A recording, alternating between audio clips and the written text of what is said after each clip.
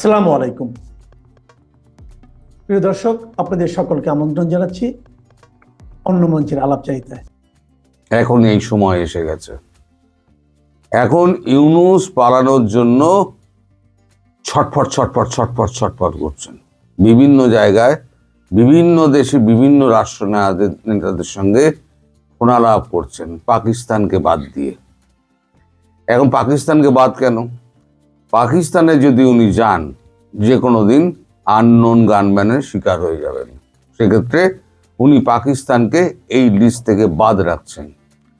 বাকি রইল আপনার স্পেন থেকে ফ্রান্স অবধি, জার্মানি, ইটালি, অস্ট্রিয়া,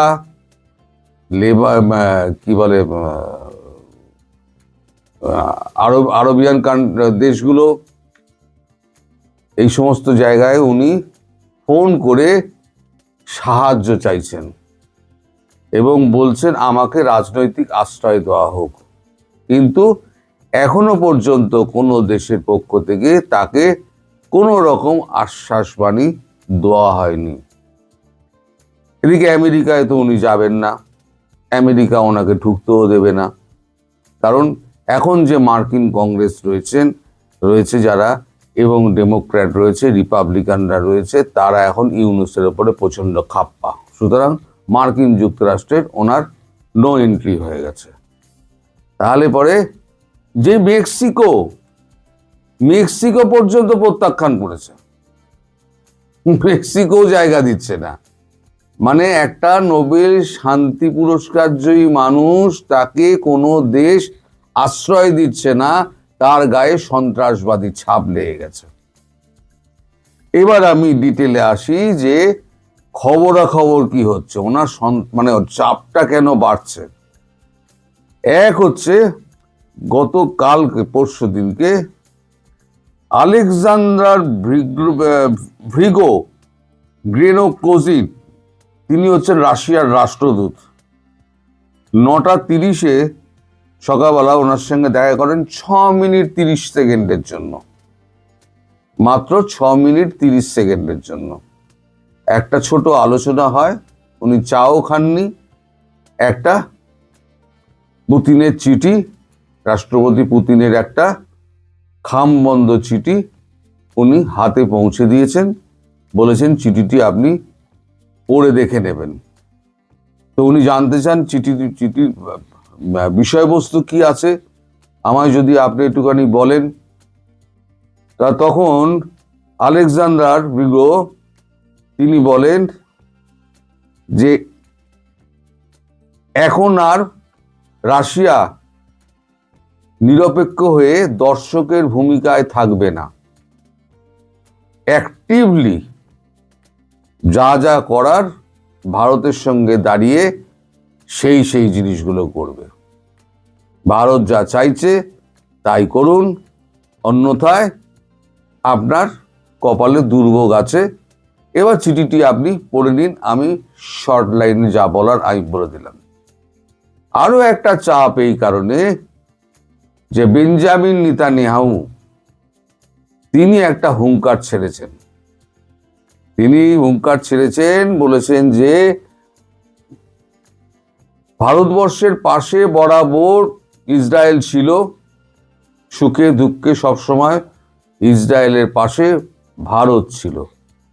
আজকে যখন ভারতের পরিবেশ যখন উত্তপ্ত হয়ে উঠছে, ভারত যখন উত্তপ্ত হয়ে উঠছে একটা পার্শ্ববর্তী রাষ্ট্রের একটা উন্মত্ততার জন্য, তাহলে এখন যদি ভারত কোনো রকম ডিসিশন নেয়, সেক্ষেত্রে ইসরায়েল সম্পূর্ণ শক্তি দিয়ে তার পাশে দাঁড়াবে।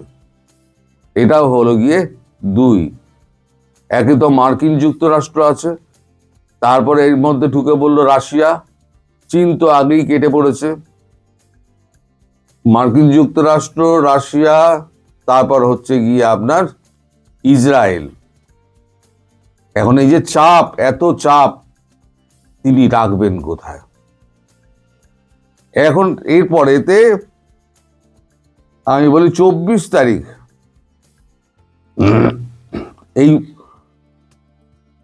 মানে পরশু দিনকে 24 তারিখ এই চিঠিটা ওনাকে তুলে দেওয়া হয়েছে। 25 তারিখ বৃহস্পতিবার 4:30 সাম্প্রতিক অবস্থা জানতে চেয়ে ফোন করেন আমাদের নিরাপত্তা উপদেষ্টা অজিত দোভাল।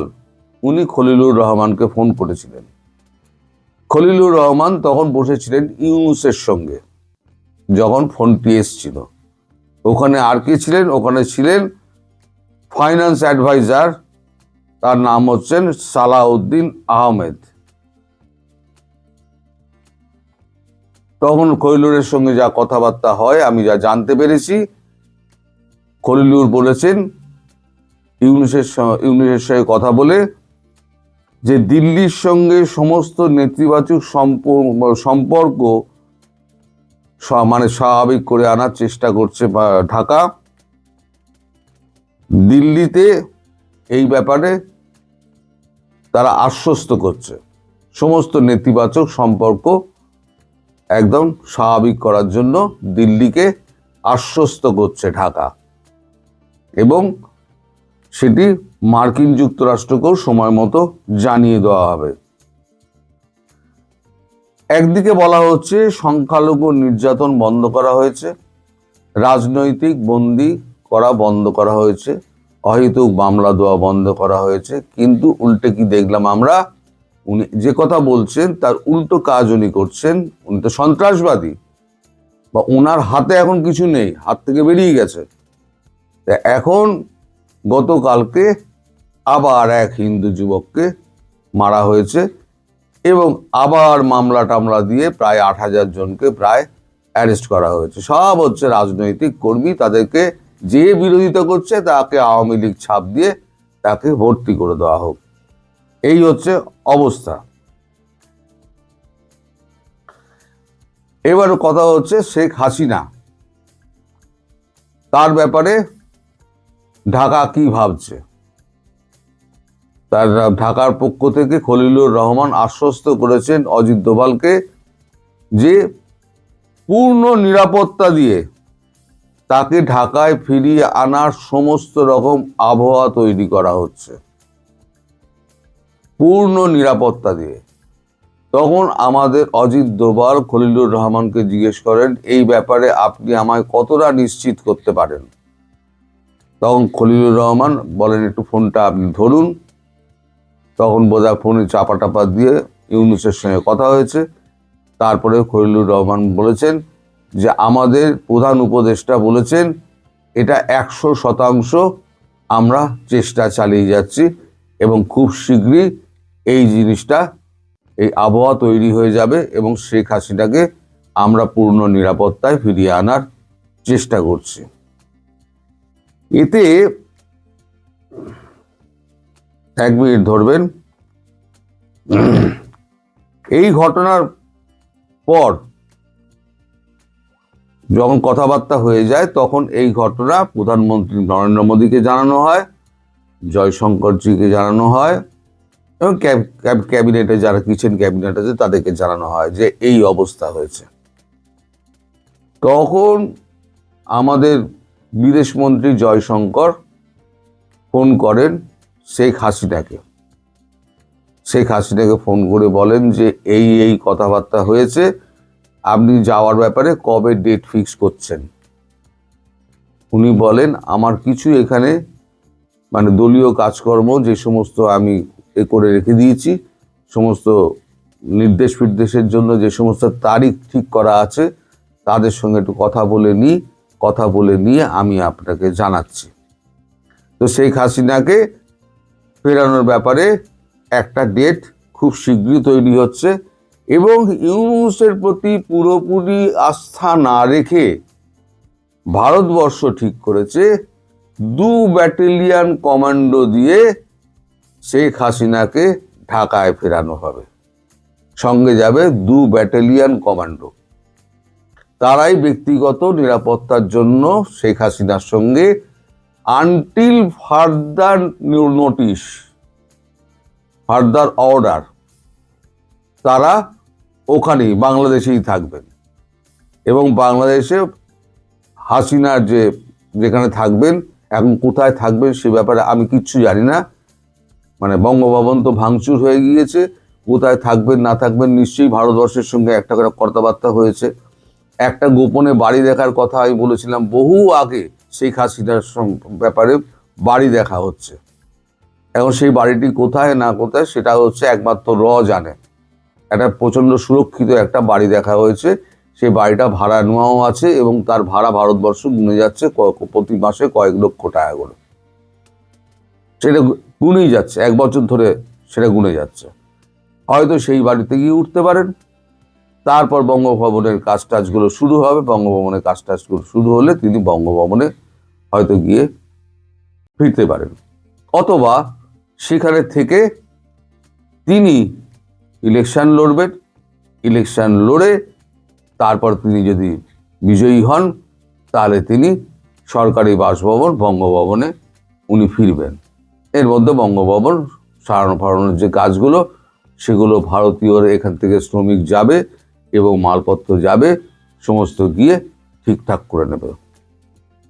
এদিকে রাশিয়া বলেছে যে আমরা যখন ফিরবেন শেখ হাসিনা, আমরা পুরো সমুদ্র তট ঘিরে রেখে দেবো যাতে পাকিস্তান এদিকে না আসতে পারে। আর এই পাকিস্তান যত কূটনৈতিক ব্যাপারগুলো যেগুলো চালাচ্ছে সেইগুলোকে বন্ধ করার সমস্ত ব্যবস্থা আমরা করছি, এ নিয়ে চিন্তা করার কিছু নেই। ফলে ইউনূস সাহেবের ওপরে এখন প্রচন্ড চাপ, কোনো দেশ তাকে জায়গা দিচ্ছে না। এদিকে দেশে যদি উনি থাকেন তাহলে বিএনপির সঙ্গে ভারতের যে সমঝোতা হয়েছে যে ইনক্লুসিভ নির্বাচন, অন্তর্ভুক্তিমূলক অংশগ্রহণমূলক যে নির্বাচন, সেই নির্বাচনে শেখ হাসিনা যদি লড়াই করেন এবং আওয়ামী লীগের যা সমর্থন আছে এই মুহূর্তে, তিনি যদি হৈ হৈ করে বিজয়ী হয়ে যান তাহলে পরে ইউনূসের ছাড় নেই। আর তিনি যদি বিরোধী দলেও থাকেন তাহলেও ইউনূসের ছাড় নেই। ইউনূসকে ভারত পালাতে দেবে না, ইউনূস ওইখানেই থাকবেন এবং চিরতরে কারাগারের অন্তরালে হয়তো বিলীন হয়ে যাবে। আমি অনেক দিন আগে থেকে আপনাদের বারবার বলে আসছি, মোহাম্মদ ইউনূসের শেষ দিনগুলো অত্যন্ত করুণ হবে। মনে পড়ছে আপনাদের? অত্যন্ত করুণ হবে। সেই করুণ ইতিহাস কিন্তু খুব শীঘ্রই শুরু হবে বলে আমি মনে করছি। এবার আপনারা মিলিয়ে নেবেন যা আমি প্রথম থেকে যা বলে আসছিলাম, আজ পর্যন্ত আমি যা বলছি তাতে আমি কতটা গুজব রটিয়েছি এবং কতটা সত্যি কথা বলেছি। অনেকে অনেক কথা বলেছেন, অনেকে অনেক কিছু ভিডিও করেছেন, অনেকে এপার থেকে ওপারে গিয়েছেন, ওপার থেকে এপারে গিয়েছেন। আমি শুরু থেকে একই জায়গায় দাঁড়িয়ে আছি। শুধু একটা কথাই বলেছিলাম, উনি প্রধানমন্ত্রী হিসেবে ফিরবেন, উনি প্রধানমন্ত্রী হিসেবেই ফিরবেন। কিন্তু পরবর্তীকালে যেটা দেখা গেল যে উনি মানে আন্তর্জাতিক যে চাহিদা মেনে উনি নির্বাচনে সরাসরি যাচ্ছেন। তফাৎটা শুধু এইটাতে হলো, আর কোনো জায়গায় তফাৎ হয়নি। আমি আমার জায়গায় আগে যেরকম ছিলাম এখনো সেরকম ভাবে আছি। আওয়ামী লীগের পাশে ছিলাম, আছি, থাকবো যতদিন না উনি প্রধানমন্ত্রী হন। প্রধানমন্ত্রী হওয়ার পর আপনাদের কাছ থেকে হাত জোর করে আমি বিদায় নেব।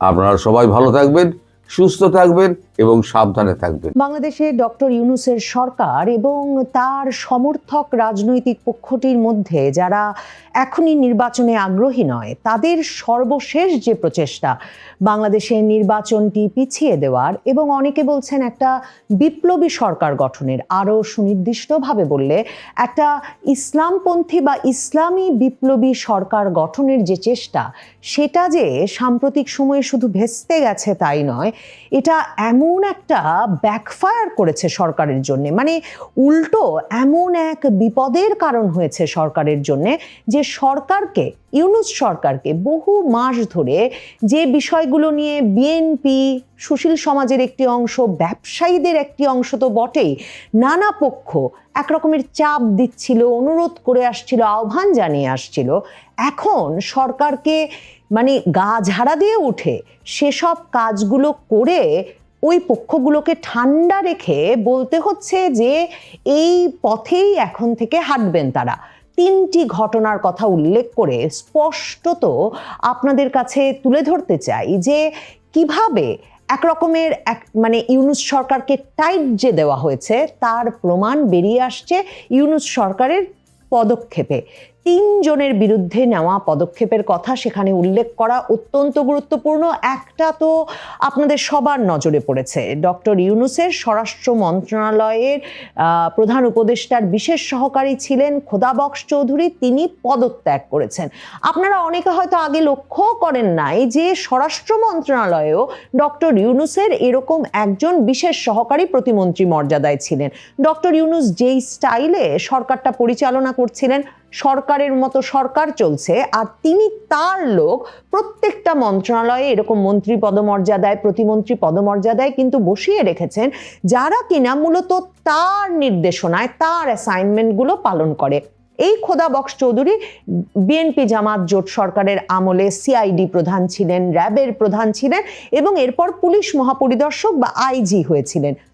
এই খোদাবক্স চৌধুরীকে নভেম্বর মাসে 2024-এর ডক্টর ইউনূস এনে স্বরাষ্ট্র মন্ত্রণালয়ের বিশেষ সহকারী পদে বসিয়ে একটা সমান্তরাল ধারা সেখানে তৈরি করেন। এ কারণে মানে তার প্রধান অ্যাসাইনমেন্টটাই ছিল যে বিএনপি আগস্টের পর থেকে পুলিশ প্রশাসনের ভিতরে বিশেষ প্রভাব বিস্তার করেছে, গুরুত্বপূর্ণ সব জায়গায় পুলিশের পদগুলোতে বিএনপি পন্থী কর্মকর্তারা চলে আসছে, এই অভিযোগ ছিল জামাতের তরফে। কাজেই প্রধান উপদেষ্টা ডক্টর ইউনূস তার যে এলাকাটা পছন্দ চট্টগ্রাম, তার চট্টগ্রামের ঘনিষ্ঠ এই খোদাবক্স চৌধুরীকে ডেকে আনেন এবং এনে নভেম্বরে বসান, যাতে পুলিশ প্রশাসনকে তিনি একরকমের মানে তখন মানে একে বিএনপির প্রতি ঝুঁকে পড়া থেকে মুক্ত করেন এবং জামায়াতকে খুশি করতে সেভাবে যাতে পুলিশ প্রশাসন সাজান।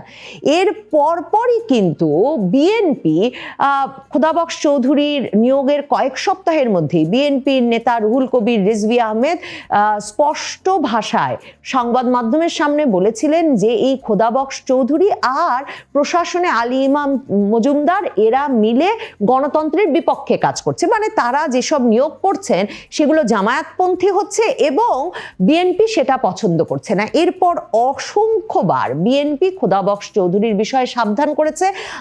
মানে অনেকে যখন নজরেই করছেন না যে স্বরাষ্ট্র মন্ত্রণালয় আসলে জাহাঙ্গীর আলম চৌধুরী চালান না, স্বরাষ্ট্র মন্ত্রণালয় চালান ডক্টর ইউনূসের লোক খোদাবক্স চৌধুরী। খোদাবক্স চৌধুরী কিন্তু নীরবে তার কাজ করে যাচ্ছিলেন। প্রশাসন, পুলিশ প্রশাসন কোথায় সক্রিয় হবে, কোথায় নিষ্ক্রিয় থাকবে, মবের ক্ষেত্রে কি ধরনের ব্যবহার করবে এবং কোন জায়গায় কে নিয়োগ পাবেন, সেই কাজগুলো একরকমের ডক্টর ইউনূস এবং জামায়াত নেতৃত্বের পছন্দে তিনি বাস্তবায়ন করে যাচ্ছিলেন।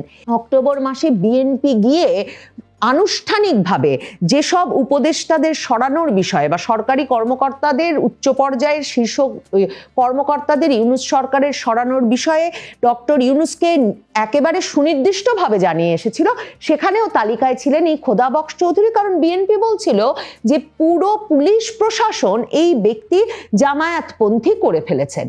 এহেন খোদাবক্স চৌধুরীকে এতদিন সরানো হয় নাই, কিন্তু প্রথম আলো, ডেইলি স্টার, ছায়ানট, উদীচী এই যে ঘটনাগুলো ঘটলো, হাদির মৃত্যুর ঘটনাকে কেন্দ্র করে এখন জানা যাচ্ছে একেবারে স্পষ্টভাবে এ তথ্য যেমন প্রথম আলো, ডেইলি স্টারের কাছে আছে, তেমনি দেশি বিদেশি গোয়েন্দা সংস্থার কাছে আছে যে খোদাবক্স চৌধুরী নিজে এই নির্দেশনা আইন শৃঙ্খলা রক্ষাকারী বাহিনীকে দিয়েছিলেন যে নিষ্ক্রিয় যাতে থাকে পুলিশ প্রশাসন যখন ভয়াবহভাবে ভাঙচুরের ঘটনা ঘটবে প্রথম আলো, ডেইলি স্টার, ছায়ানট সহ এই প্রতিষ্ঠানগুলোতে।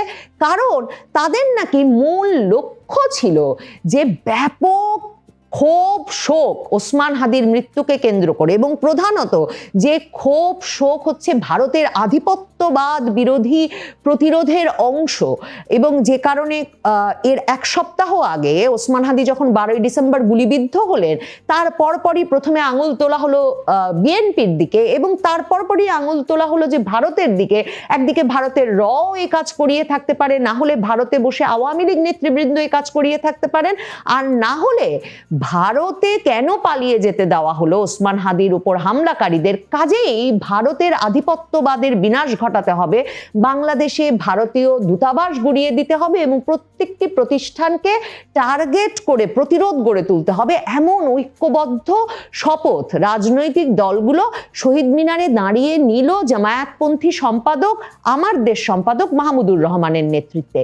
এখন দেশি বিদেশি গোয়েন্দা সংস্থাগুলো, প্রথম আলো, ডেইলি স্টার, সুশীল সমাজ, ব্যবসায়ীরা যেমন বিশ্বাস করছেন, সেটা গোয়েন্দা তথ্যে এটা স্পষ্ট হয়ে উঠেছে যে এই পুরো বিষয়টি একটা সুনির্দিষ্ট সুস্পষ্ট পরিকল্পনার অংশ ছিল, যার প্রেক্ষিতে ওই 18ই ডিসেম্বর রাতের ভয়াবহ ভাঙচুরের পর পরিকল্পনা ছিল যে এই উচ্ছৃঙ্খলতা বা এই বিশৃঙ্খলা, এই বিক্ষোভ, মানে তখন তো একে বিশৃঙ্খলা বা উচ্ছৃঙ্খলতা বলা হচ্ছিল না, মানে সরকার তো, আপনারা তো দেখেছেন সারা রাত ডক্টর ইউনূস পর্যন্ত নাকি তাকেও নাকি জাগাতে পারেননি তার দীর্ঘ সময়ের বন্ধু মাহফুজ আনাম মতিউর রহমান।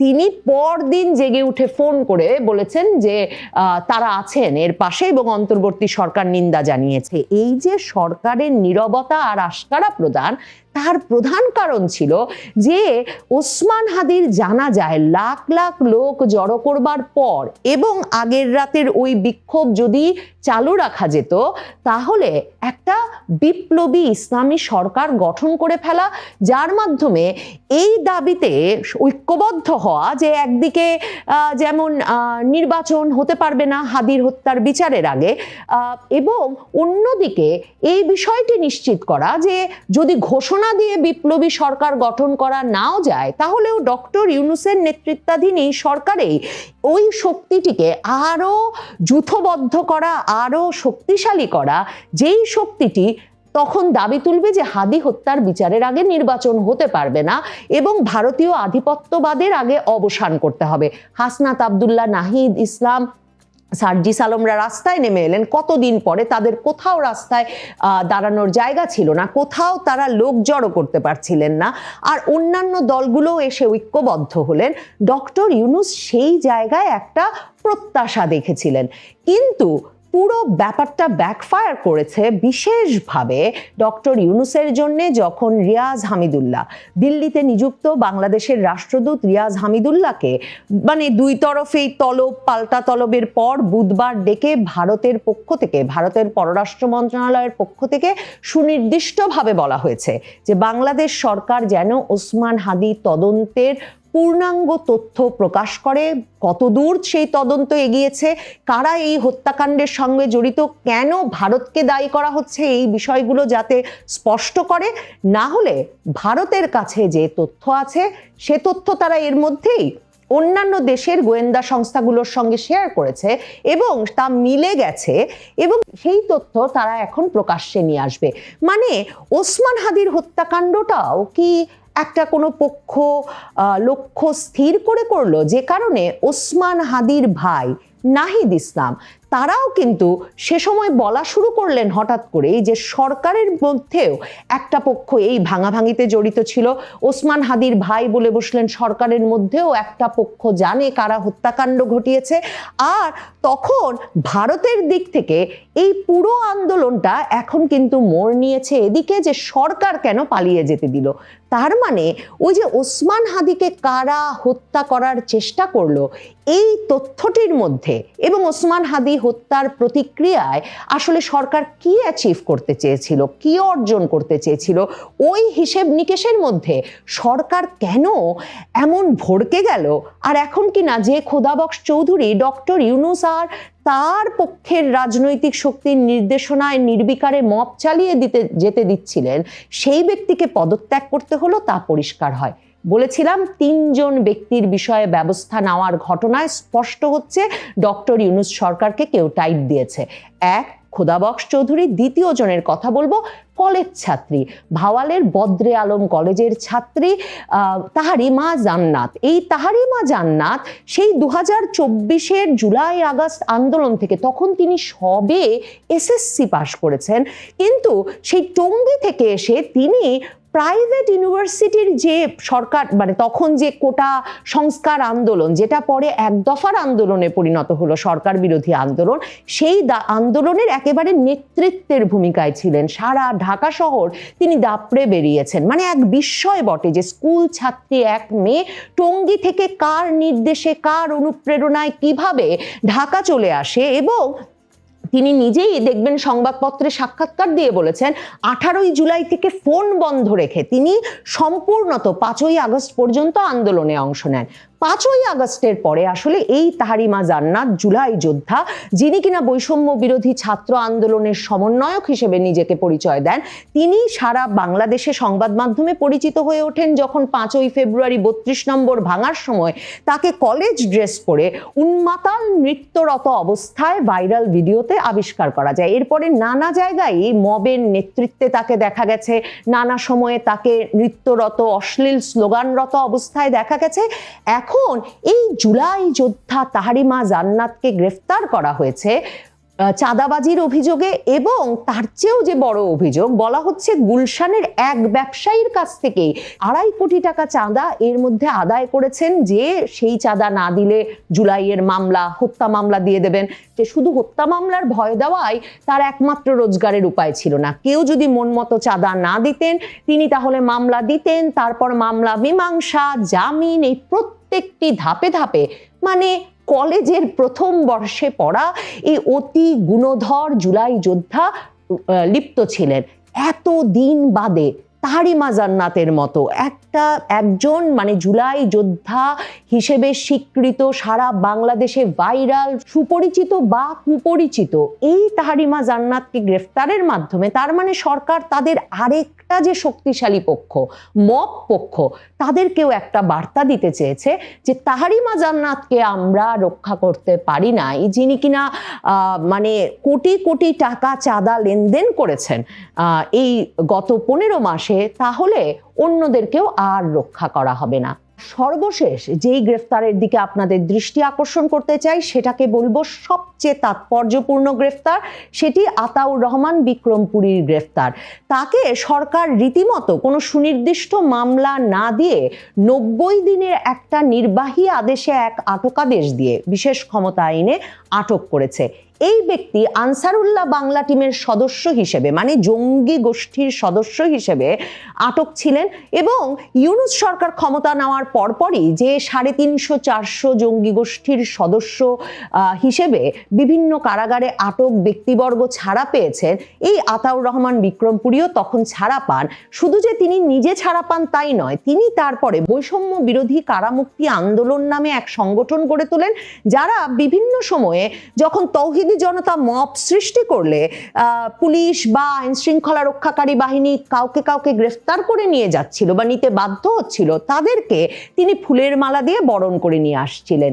এই আতাউর রহমান বিক্রমপুরী 2024 সালের নভেম্বরে যখন প্রথম আলো ডেইলি স্টারের সামনে জিয়াফতের আয়োজন করা হয়েছিল পিনাকি ভট্টাচার্য সহ অনেক প্রভাবশালী ব্যক্তিদের আহ্বানে, তখন সেখানে যে বিক্ষোভ হয়েছিল তার নেতৃত্ব দেন, এবং সেখান থেকে যাদেরকে তখন গ্রেফতার করা হয়েছিল তাদেরকে তিনি পরে থানা থেকে ছাড়িয়ে আনেন এই বৈষম্যহীন কারামুক্তি আন্দোলনের অংশ হিসেবে। হেফাজতে ইসলাম এরই মধ্যে বিবৃতি দিয়ে কিন্তু বলেছে যে প্রথম আলোর ঘটনায় এই যে শনাক্ত করে করে গ্রেফতার চলছে, এটা এই ঢালাও গ্রেফতারের তারা প্রতিবাদ জানায়। এই ঘটনা ঘটতে দেওয়া যাবে না, কারণ মনে রাখতে হবে এই প্রথম সরকারকে নড়ে চড়ে বসে কোনো মবের ক্ষেত্রে ছবি দেখে, ভিডিও দেখে সুনির্দিষ্টভাবে শনাক্ত করে করে গ্রেফতারের পর গ্রেফতার করে যেতে দেখা যাচ্ছে। যারা এসব ঘটনায় গ্রেফতার হচ্ছেন সে থেকেও পরিষ্কার হয়ে উঠছে কোন রাজনীতি ইউনূস সরকারের মূল শক্তি, আর কোন রাজনীতিকে তিনি কিছুদিন পর পর একেবারে নির্বিকারে নিঃসংকোচে যা ইচ্ছা তাই করার সুযোগ দিয়ে বাংলাদেশে ভয়ের রাজত্ব কায়েম রাখতে চান, আর নির্বাচনটা পিছিয়ে দিতে চান, আর তার ক্ষমতায় থাকার সময়টা আরো বাড়িয়ে নিতে চান।